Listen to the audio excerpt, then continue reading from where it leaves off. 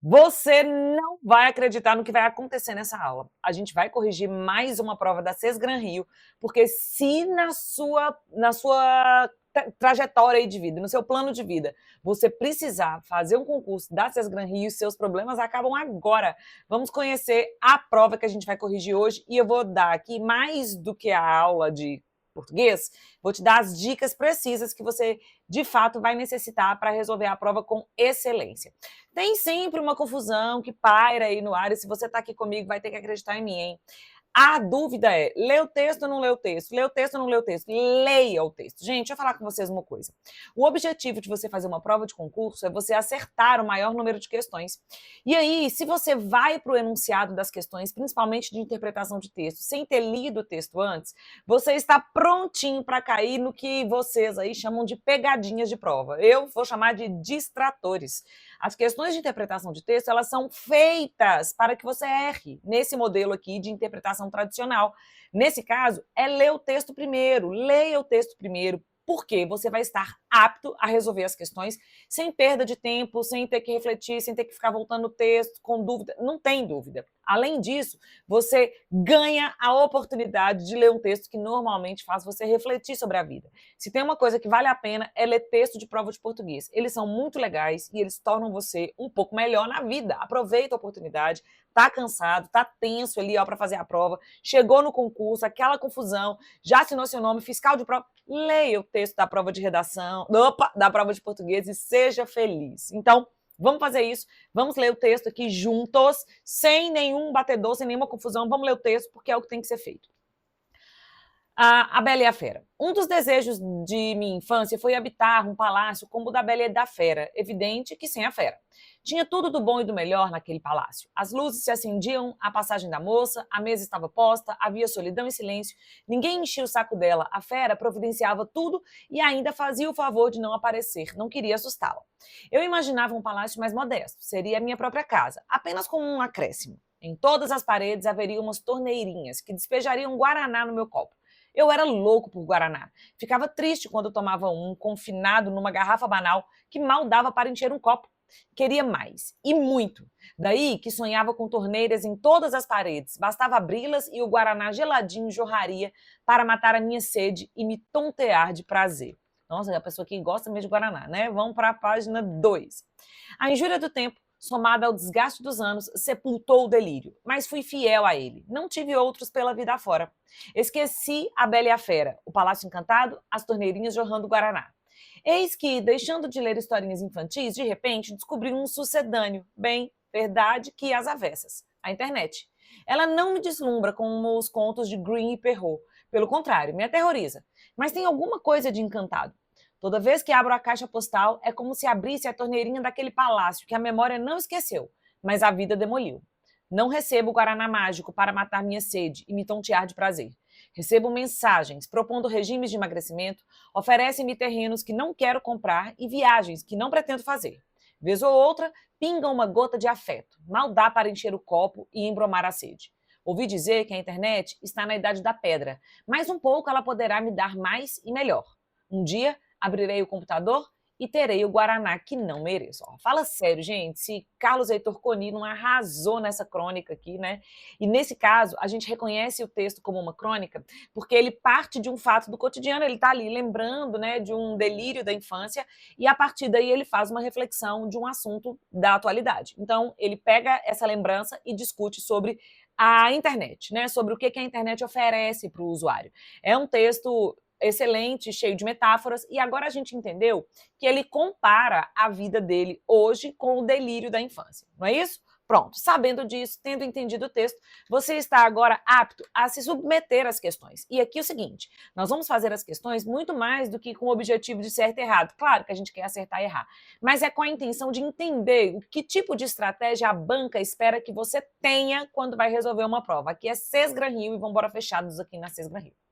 O tema central desse texto, que faz referência ao conto A Bela e a Fera, pode ser resumido na seguinte frase. Olha só, então, o benefício de a gente já ter lido esse texto. Nós somos capazes agora, independente das alternativas, de refletir sobre qual é o objetivo desse texto. A gente sabe que ele está fazendo uma reflexão aí em relação ao que ele via na infância e o que ele vê hoje, né? Lá na infância ele delirava com um palácio e via as torneirinhas de Guaraná, né? E hoje ele vê a realidade dele é diferente. Ele ainda consegue associar essa questão aí da metáfora, né? Mas agora com maturidade, porque ele enxerga a internet, os desafios da internet e tal. Então vamos lá, qual é a frase que resume aqui melhor a ideia do conto? A maturidade ameniza os devaneios da infância. Essa frase é muito boa, né? Ela é muito boa porque ela é bem isso mesmo que acontece. Ele diz que depois que ele envelheceu, ele já não tem mais aqueles devaneios, mas ainda guarda um pouco daquilo quando ele enxerga a internet, ele consegue uma associação. A internet promove mudanças em nosso cotidiano, essa de fato é verdadeira, mas não faz referência à Bela e a Fera, né? Não faz referência à reflexão que ele traz na crônica. O encantamento provocado pela internet é ilusório, isso também é verdade, mas no texto dele, ele não tem essa ilusão, né? Ele enxerga a internet com muita concretude. Na letra D, a infância é uma fase da vida permeada pelos belos sonhos, também é verdade, mas não faz aí, nesse caso, a relação entre o que ele via na infância e o que ele enxerga hoje, e os contos infantis são mais deslumbrantes que a internet. Na verdade são mesmo, mas não nesse caso, porque não é o objetivo dele, né? Ele não está aqui para comparar conto infantil com a internet, não exatamente isso. O que ele compara são os devaneios que ele tinha na infância e que ele não pode ter mais atualmente porque a internet não permite. Então a maturidade ameniza os devaneios da infância e dá para provar isso pelo próprio texto. Quando eu vejo aqui, ó, por exemplo, parágrafo 4, tem assim, ó. A injúria do tempo, somada ao desgaste dos anos, sepultou o delírio, mas fui fiel a ele. Tá vendo só que no texto diz que a idade mesmo, né, o passar do tempo, fez com que ele perdesse esse delírio. Então, questão número 1, a gente pode seguramente atribuir como resposta a letra A. Deixa eu anotar aqui para você, ó, a letra A. E nós já estamos entendendo, então, que a Cesgran-Rio ela tem uma abordagem tradicional de interpretação de texto. Vejam, você lê o texto, né, consegue ali uma pequena reflexão sobre ele e está apto a responder as questões. Questão número 1 está feita, vamos de questão número 2 aqui comigo, ó, vamos lá. Nesse texto, o fragmento do primeiro parágrafo, que diz havia solidão e silêncio, revela um sentimento de. É claro que, nesse caso, a gente vai voltar lá no primeiro parágrafo só para ter certeza de que a gente lembra do que era para ter sido lido. Certamente, a gente vai ter muito mais fluidez na percepção do sentido aqui, porque a leitura anterior já consolidou esse sentido para a gente. Então, vamos ver aqui o que está escrito. Um dos desejos de minha infância foi habitar um palácio como o da Bela e da Fera. Evidente que sem a Fera. Tinha tudo do bom e do melhor naquele palácio. As luzes se acendiam à passagem da moça, a mesa estava posta, havia solidão e silêncio, ninguém enchia o saco dela. Então, nesse caso, tá vendo? A solidão e o silêncio nesse texto são vistos como pontos positivos, né? Ai, nossa, ninguém enchia o saco. Então, era bom nesse caso. Lá no texto, a solidão e o silêncio são aspectos positivos. Então, revela um sentimento de decepção? Indiferença não. De esperança não, é um sentimento de satisfação. Lá no texto, a gente percebe que a solidão e o silêncio eram ótimos, eram satisfatórios, porque ninguém enche o saco. Número 2, então, letra D de dado. Ai, essa solidão e esse silêncio são de fato satisfatórios. Só quem tem a chance de viver esse momento aí sabe que é verdade esse texto. Vamos lá, questão número 3. Questão número 3. Essa crônica é marcada pelo uso da linguagem informal, o que pode ser comprovado no seguinte trecho. Aqui merece um detalhezinho importante, gente. É o tipo de questão muito comum na maior parte das bancas, e na Cesgran-Rio não é diferente, que é essa discussão sobre a linguagem formal e informal aqui, ó. Quando a gente fala de linguagem informal, nós estamos falando de linguagem coloquial. É a mesma coisa, viu? Informal, coloquial, que é a mesma coisa também de própria da fala. É uma linguagem típica da fala, né, com marcas de oralidade. Então, você vai reconhecer uma linguagem informal quando ela trouxer simultaneamente marcas, elementos que façam lembrar a fala. É isso aí que é uma linguagem informal. Então, vamos lá. Eu imaginava um palácio mais modesto. Perceba que essa alternativa aí ela é boa, mas ela não tem marca de oralidade. Quer dizer, eu posso escrever esta frase aqui, ó, sem nenhum problema, sem nada que comprometa a qualidade do meu texto. Esse nível de linguagem aí é um nível formal. Talvez você se pergunte: "Ah, Carla, mas está empregado aí o eu imaginava", e esse eu aí não é muito comum de ser escrito. Depende do gênero textual. Existem gêneros que são sim de primeira pessoa e o eu pode ser usado. Além desse eu não tenho outro elemento que me mostre aí, nossa, eu super falaria desse jeito, entendeu? Então aqui eu não tenho marcas de oralidade. Letra B. Eu era louco por Guaraná. Olha aí o que de fato é uma marca de oralidade, ó, é um elemento da linguagem formal.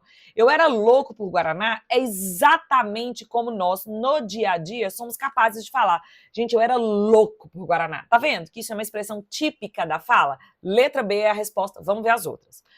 A letra C. A injúria do tempo, somada ao desgaste dos anos, sepultou o delírio. A dúvida viria aqui, ó, tá vendo? Sepultou o delírio, porque você certamente está pensando nisso daqui como uma linguagem figurada. Atenção, gente, atenção, porque linguagem coloquial é diferente de linguagem figurada. A linguagem figurada é a linguagem em que você usa expressões, usa uma expressão para dizer outra coisa. Metáfora, metonímia, hipérbole, aquelas coisas lá bem de figuras de linguagem. Nesse caso, sepultar o delírio é uma metáfora, né? Não é isso de fato que acontece. Mas eu não uso isso no cotidiano da fala. Percebem a diferença? Figurado aqui, nós estamos falando das figuras de linguagem mesmo, ó, figuras de linguagem, metáfora, metonímia. E no coloquialidade, nós estamos falando de oralidade. Na linguagem coloquial, nós estamos falando de oralidade. Então, são elementos diferentes. Pode ser que eles coincidam em algumas circunstâncias, mas não significa que sepultou o delírio é uma expressão que eu uso na linguagem coloquial, ok? Letra D. Ela não me deslumbra como os contos de Grimm e Perrault. Então, aqui também eu não tenho nenhuma marca. Eu poderia tranquilamente escrever isso aqui num texto, sem nenhum problema, não tem marca de oralidade. E recebo mensagens propondo regimes de emagrecimento. De novo, eu poderia escrever isso aí tranquilamente num texto, porque não há marcas de oralidade. Resposta, portanto, letra B de bola. Já coloca aqui para mim nos comentários se você está entendendo cada uma das informações que eu estou te dando e se para você está ficando tranquila a percepção da Sesgran Rio como a banca da sua prova. Vamos embora aqui de questão número 4 comigo. Vamos lá. No fragmento do parágrafo 2, eu era louco por Guaraná. Ficava triste quando tomava um. O trecho destacado em negrito apresenta, em relação à informação explicitada na primeira oração, uma noção de. Aqui o que nós temos, apesar de não estar escrito, é uma questão de gramática. Nós temos aqui uma questão relativa ao período composto, né? E esta informação, ela está diretamente associada ao sinal de pontuação. Percebam aqui, ó, vou explicar por que essa confusão. Que essa pontuação aqui, ó, tá vendo? Eu era louco por Guaraná, ficava triste quando tomava um. Essa vírgula aqui, ela omite aqui, ó, uma conjunção. Tá vendo? Ela foi usada para omitir, para marcar que deveria ter uma conjunção. A conjunção não está escrita aí, tinha que ter uma palavra nesse meio aqui, ó, para garantir a transição da ideia. A conjunção não está escrita, mas eu entendo o sentido dela. Eu entendo o sentido dela. Eu era louco por Guaraná e ficava triste quando tomava um. Olha só como ser louco por Guaraná é uma coisa positiva. Eu era louco, gostava muito. E ficava triste quando tomava um é uma coisa negativa, porque se gosta muito, qual é a expectativa? Que você fique feliz ao tomar o Guaraná. Mas lá no texto ele diz que ficava triste porque um só era pouco. Então, a ideia aqui, ó, que ele estabelece de uma oração para outra é uma ideia de oposição, porque ele gostava demais, mas ficava triste quando tomava um só, né? Porque lá no texto dizia que é pouco para ele tomar um só. Entendem? Isso aqui, então, é de oração coordenada assindética. E lá nas regras de pontuação, as assindéticas são separadas por vírgula, justamente porque essa vírgula aqui, ó, serve para avisar da ausência de um conectivo. Carla, como é que eu vou saber isso? Sentido. Essa questão aqui, ela é resolvida a partir do sentido. Carla, mas eu não sei essas coisas aqui que você colocou. Gente, em português tem uma dica importantíssima para você ir bem nas provas. Comece do fácil. Isso é realmente muito importante. Lembre-se de que você vai fazer a questão com as armas que você tem. Nesse caso, você não tem essa informação, período composto, pontuação, blá, blá, blá, mas você consegue entender que existe uma relação de sentido entre as duas partes. E aqui eu estabeleci para você essa relação entendendo que a primeira parte tem um tom positivo e a segunda parte tem um tom negativo. Tá feito. Vamos embora de questão número 5 comigo agora. Mais uma da Cesgran Rio aqui. Vamos lá. No trecho do segundo parágrafo, em todas as paredes haveria umas torneirinhas que despejariam água no meu copo. As formas verbais destacadas expressam noção de haveria umas torneirinhas que despejariam a guaraná no meu copo. Isso significa que há uma ideia de dever, de regra? Porque se haveria, despejariam, a gente está lendo isso no texto, que nesse caso do texto, esse contexto aí que ele descreve é o delírio dele, né? É o que ele gostaria, hipoteticamente, de que houvesse num palácio imaginário dele. Então, não é dever, desejo, né? É o desejo dele, o delírio dele, o desejo é de que houvesse essas torneirinhas. Então, não é certeza, não é obrigação e não é necessidade. Estas formas verbais aqui, que terminam em ria, né? Desejaria, gostaria, buscaria, elas são do futuro do pretérito. Pretérito, futuro do pretérito, é o nome disso aqui mesmo. E a ideia é de hipótese, a ideia é de desejo. Carla, eu não sei esse trem de conjugação verbal. Não se esqueça. Em português, a gente começa do fácil. Aqui, o conteúdo gramatical, ele é, sim, a base para você acertar a questão. Mas você entende que você, sendo usuário da língua, você treinando as questões, você se torna capaz de começar pelo fácil? Aqui, simplesmente porque leu o texto, entendeu a construção lá, você sabe que a número 5 é letra B. Vamos embora de questão 6. Mais uma Cesgran Rio hoje aqui no treino para você gabaritar português, hein?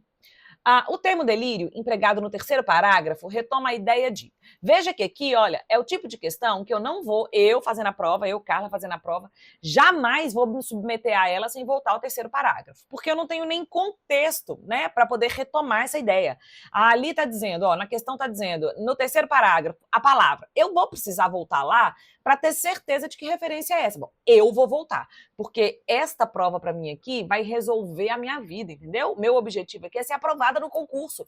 E eu não vou perder uma questão só porque eu tô com preguiça de voltar no texto. Então, eu vou voltar lá no texto, lá no terceiro parágrafo, tá lá, no finalzinho, vejam aí comigo.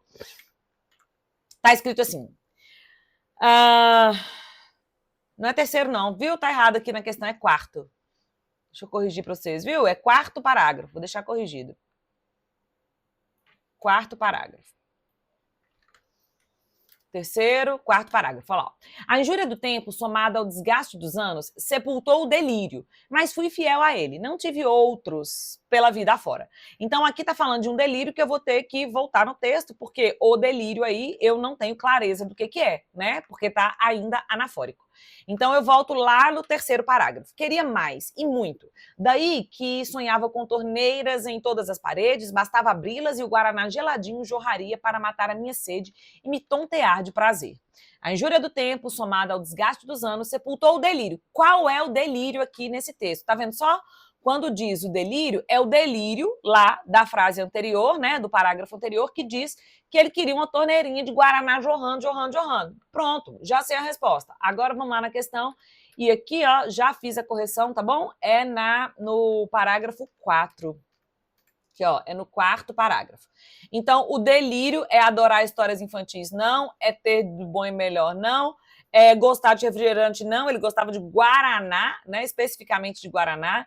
É jorrar guaraná nas torneiras. O delírio dele é esse. Jorrar guaraná nas torneiras. O que parece absurdo lá no texto é torneirinhas pelas paredes, jorrando guaraná. Então, pronto, letra D. E haver solidão e silêncio no palácio não é o delírio dele. O delírio é torneira de guaraná espirrando para tudo quanto é lado. Vocês queriam também? Eu não. Quer não, obrigada.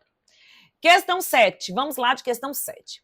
A frase, no quinto parágrafo, toda vez que abro a caixa postal, é como se abrisse a torneirinha daquele palácio que a memória não esqueceu, mas a vida demoliu. Revela a dualidade entre. Então, Toda vez que abro a caixa postal, é como se abrisse a torneirinha daquele palácio que a memória esqueceu, mas a vida demoliu. Eu tenho duas ideias aqui, ó, dualidade, há uma dualidade aqui entre fartura e restrição. Abro a caixa e é como se abrisse aquela torneirinha. Abrisse aquela torneirinha. Abrir aquela torneirinha dá uma ideia de fartura?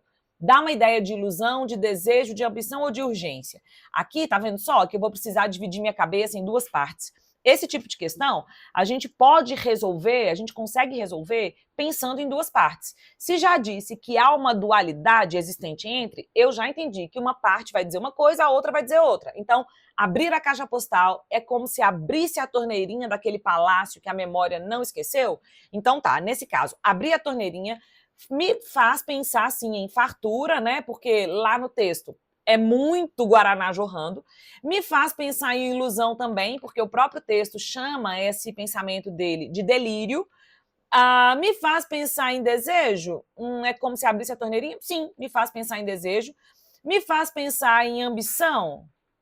Ambição é muito, né? Ambição não, ambição aqui tá meio negativo e lá era só um desejo. E não me faz pensar em urgência também, ele não queria aquilo para agora. Então eu consigo aí eliminar duas opções, porque eu pensei em metade. A outra metade é a vida demoliu. A vida demoliu. Então, tudo que ele sonhou no passado, a vida demoliu. A vida demolir indica restrição? Não, não é restrição. É uma realidade, tá vendo? Então, aqui eu tenho uma oposição entre ilusão e realidade, porque no passado ele imaginava, né? Ele tinha o delírio, ele tinha a ilusão desse refrigerante, desse guaraná jorrando pelas paredes. Mas a realidade é que não foi assim que aconteceu. A vida demoliu. Então, é a realidade. Letra B, a questão. Gente, é importante aqui, não que você, Carla, acertei, não é isso não. Quero que você tenha entendido a estratégia para resolver uma questão como essa. Aqui o nosso posicionamento tem que ser, é dual, beleza, eu vou ver a metade e vou ver a outra metade, entendeu? E você vai chegar na resposta exata. Vai fechar essa prova da Sesgran Rio, nunca mais vai ser um problema. Banca que eu vou fazer Sesgran Rio, eba, sei fazer a prova toda, bora. Questão 8 comigo aqui, vamos lá. É questão típica de prova de concurso, gente, eu até queria dizer que é só a Sesgran Rio que cobra assim, mas não é. Isso daqui é questão para tudo quanto é prova do Brasil. Sempre vai cair uma questão como essa, que é uma questão que a gente diz de semântica. As questões de semântica, elas esperam que você reconheça o sentido das palavras dentro do contexto. É a maior parte das questões assim. Então, eles, ao invés de te pedir qual é o sinônimo da palavra, assim, cru e seco, ele te pergunta, essa palavra pode ser substituída por outra sem prejuízo de sentido. É o sinônimo. Quer saber, você entendeu o que essa palavra significa no texto? Pois é, qual que eu posso colocar no lugar? É isso. Outras vezes, ao invés de perguntar a palavra com o mesmo sentido, pergunta sobre a palavra de sentido oposto, antônimo. Pode esperar, porque isso aqui é questão certa na Sesgran Rio e em todas as outras bancas. Então vamos lá, ó.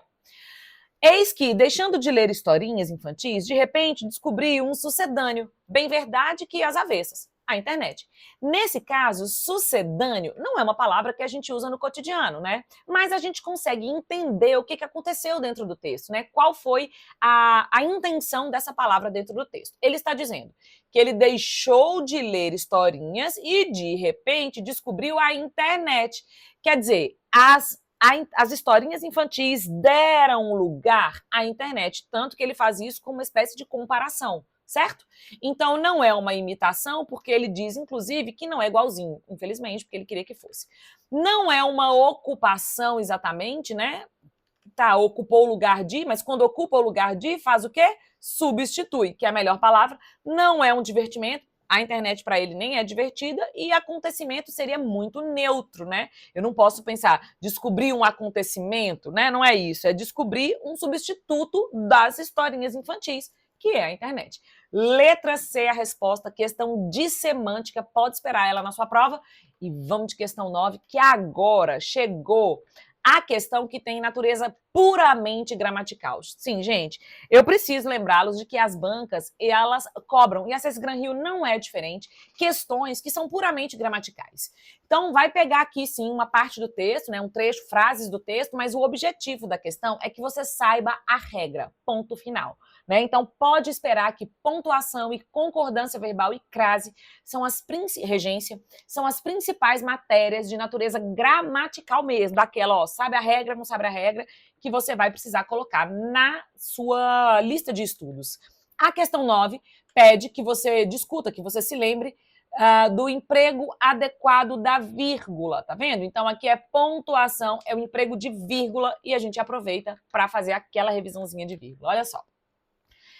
Então, a gente quer aqui a que esteja adequada, né? A que esteja com a vírgula correta.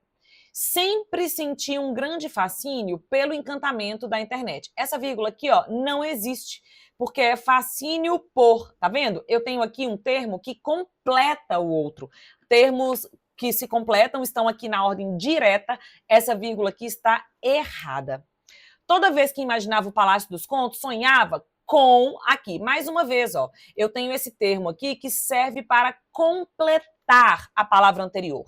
Na letra A, está completando um nome. Na letra B, está completando um verbo. Mas não importa, está completando. Se a relação é essa de obrigatoriedade, de um termo que exige outro, né, desse termo que completa o anterior, eu estou falando em termos integrantes, em relações obrigatórias, e a vírgula não cabe aí. As fantasias acalentadas na infância nos acompanham. De novo, aqui até um pouco mais grave, porque nós temos o seguinte, até vale a pena organizar isso aqui na cabeça, porque, ó, acompanhar é verbo, tá vendo? E as fantasias acalentadas na infância funciona aqui como sujeito.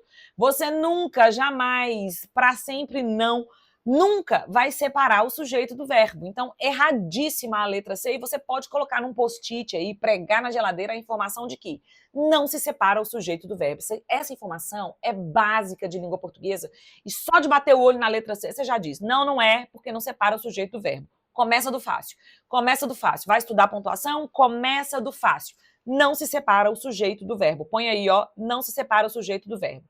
É a mesma coisa aqui da letra D. Olha lá. O Palácio da Fera ficava, essa vírgula aqui, ó, não quero essa cor, peraí, vou pôr a cor certa. Ficava, essa vírgula aqui não tem chance, porque olha o verbo aqui, ó, ficava aí o Palácio da Fera, que é o sujeito, não pode separar o sujeito do verbo. Então, letra C e D aí, automáticas, porque é a primeira regra de pontuação da existência. Não se separa o sujeito do verbo. Resposta, portanto, por eliminação aqui, mas eu vou te explicar, é a letra E. Na letra E, veja, a vírgula está aqui, ó, a internet que ainda está na idade da pedra, tá vendo só? Separa, as vírgulas separam uma oração adjetiva. A intenção aqui, ó, é que ainda está na idade da pedra, caracterize a internet. É como se te dissesse, olha, não é qualquer internet não, é a internet e vou melhorar para você a informação. Vou te explicar qual é a internet.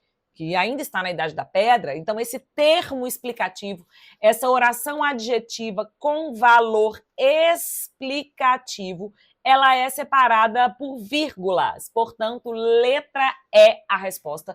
Questão de pontuação, coloca aí na sua listinha que não se separa o sujeito do verbo e coloca também que as ideias com valor explicativo são separadas por vírgula. Vamos de questão 10, que é mais uma questão de gramática. Sabe que eu adoro as questões de gramática? Gosto mesmo, desculpa, gente. Sei que vocês ficam bravos quando chegam as questões de gramática, mas eu sou obrigada a dizer que eu gosto das questões de gramática. Questão 10 é questão de concordância verbal. Olha lá, certeza que vai estar na sua prova. Concordância, pontuação, crase e regência, pode colocar na sua listinha de estudos, que é matéria certa de prova de concurso, e Cês Gran Rio adora. Bora! Então, concordância que está correta, Antigamente, haviam muitos sonhos. Errado. Aqui, ó, é para lembrar do verbo haver, hein? Não pode esquecer. Gente, o verbo haver cai na prova, não esquece disso. Verbo haver cai na prova, não se esqueça disso. O verbo haver, todas as vezes que ele estiver no sentido de existir, se ele for sinônimo de existir, ou se ele for sinônimo de acontecer, ele vai ficar só na terceira pessoa do singular, porque não tem sujeito. Regra, põe aí anotado na geladeira. Verbo haver, no sentido de existir, acontecer, não tem sujeito, não tem plural. Então, antigamente, haviam muitos sonhos, é a mesma coisa de dizer existiam muitos sonhos. Então, aqui não tem plural. Ah, Carla, mas existiam, tem. Existiam não é haver. O verbo existir não é o verbo haver. Só vale para o verbo haver, não para o verbo existir. Anota aí. Letra B. A Bela e a Fera são um conto. Não, a Bela e a Fera é um conto, né? Aqui, ó, a Bela e a Fera. Esse aqui é o sujeito, mas faz referência a um conto. É o título, né? Não estou dizendo que tem um conto, a Bela, e outro conto, a Fera. Então, a Bela e a Fera é um conto. Existe ainda muitas crianças interessadas em contos de fadas. Olha aqui a confusão que a questão quer, que você não vai cair mais, porque você já entendeu. O que eu te disse? Que o verbo haver tem regra, mas o verbo existir não tem. O verbo existir é verbo normal, segue a vida. Então, existem muitas crianças, tá vendo só? Se no lugar do verbo existir eu tivesse colocado o verbo haver, seria há muitas crianças, porque haver não tem plural. Mas o verbo existir tem, é de boa. Então, existem. Errada a letra C. Faz muitos anos que deixei de sonhar com príncipes e princesas. Aqui, ó, é o verbo fazer e ele também tem regra especial de concordância. Todas as vezes que ele indicar tempo decorrido, ó, tempo decorrido, indicar um tempo que já passou, e o verbo haver também. Então, a informação aqui vale para os dois, ó. Opa, ficou ruim, né? Deixa eu melhorar. A informação aqui, ó, vale para os dois, ó, verbo haver e fazer. Eles não têm plural, eles também se mantêm na terceira pessoa do singular. Então, faz muitos anos significa que esses muitos anos aqui já se passaram, não tem plural. É faz muitos anos ou há muitos anos deixei de sonhar. Então, letra D a resposta. E na letra E, procuram-se contadores de história, porque a intenção é dizer que contadores, ó, contadores de história são procurados, ó, são procurados. Letra D a resposta, uma questão excelente de concordância. Pode estudar concordância aqui, né? Se inscreva neste canal.